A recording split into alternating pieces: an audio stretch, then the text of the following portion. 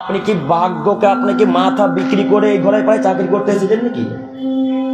হ্যাঁ, আপনি কি মাথা বিক্রি করে ফারাক্কাতে চাকরি করতে এসেছেন মসজিদে?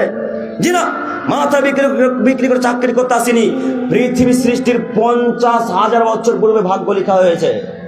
পৃথিবী সৃষ্টির 50,000 বছর পূর্বে ভাগ্য লেখা হয়েছে। সেই দিন যদি লেখা থাকে যে এইভাবে বক্তব্য দেওয়ার পরেও ওই ইমাম সাহেব ঘরে পাড়াতেই থাকবে, কোনো মায়ের বেটা তাকে হাঁকাতে পারবে না। আর যদি বক্তব্য নাও দেন আর সারা পৃথিবীর মানুষ যদি ঘোড়ায় পাড়াতে রাখার চেষ্টা করে, আল্লাহ যদি বলে তোর এখানে রুজি নেই, কোনো মায়ের বেটা রাখতে পারবে? কেউ পারবে না। তো বক্তব্য দিতে ভয় করছেন কেন? কেন ভয় করছেন? বলতে পারেন না জোরালো কণ্ঠে খুতবায় উঠে যে যেই সমস্ত গাঁজাখোর কমিটি, যেই সমস্ত গোলখোর সরদার, যে সমস্ত বিড়িখোর সভাপতি, যে সমস্ত হারামখোর সরদার, এদেরকে লাথি মেরে ত্যাগ করে দিতে হবে, এদেরকে সমাজ থেকে তাড়িয়ে দিতে হবে, এদেরকে দায়িত্বে রাখা যাবে না। বলেন না কেন?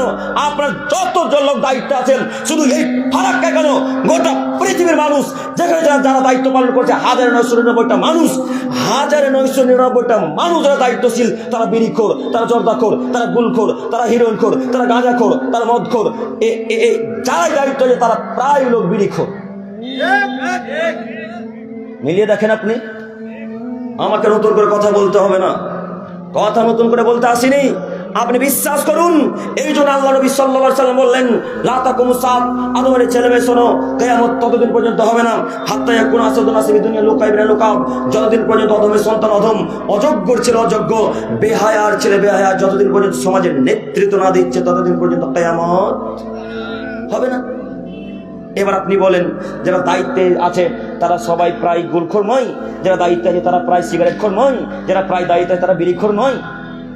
বলেন আপনি, আপনাকে আমি কি দিয়ে বুঝাবো? এই লোক তো দায়িত্ব পাওয়ার যোগ্যতা রাখে না, এরা তো দায়িত্ব পাওয়ার অধিকার নয়, এদেরকে এই দায়িত্বে রাখা যাবে না। যারা 5 ওয়াক্ত সালাত আদায় করে, বিড়ি ছেড়ে দেয়, গুলের মুখে লাথি মারতে পারে, এই সমস্ত লোককে দায়িত্ব দেবো আজকে থেকে ইনশাআল্লাহ। পারবো না ইনশাআল্লাহ? ইনশাআল্লাহ। আল্লাহ তুমি কবুল করো, সকলে বলি আমিন। যে বাক্য বলতে চাচ্ছিলাম যে হুজুরের কথা মা করো বলে আজকে থেকে বিশ্বাস করবেন না ইনশাআল্লাহ। ইনশাআল্লাহ আজকের পর থেকে বিশ্বাস করবো না ইনশাআল্লাহ। ইনশাআল্লাহ আজকের পর থেকে মানবেন না। সম্মানিত দিনী ভাই, আপনি একটা কথা মনে রাখবেন, হুজুরের কথা যদি মানেন তাহলে রেফারেন্স চাইবেন, যে হুজুর রেফারেন্স দেন তাহলে মান্যতা দেবো ইনশাআল্লাহ। ঠিক ঠিক, রেফারেন্স চাইবেন। আর যখনই আপনি আপনার হুজুরের কাছে রেফারেন্স চাইবেন তখন তার মাথা গরম হয়ে যাবে। ও তো রেফারেন্স নাই, কি দিবে? যাই না? আপনাকে বলি যে এই গুলের মুখে, বীরের মুখে, মদের মুখে, গাঁজার মুখে, হিরের মুখে লাথি মেরে আজকে এখান থেকে তওবা করে উঠবো ইনশাআল্লাহ। ইনশাআল্লাহ, ইনশাআল্লাহ।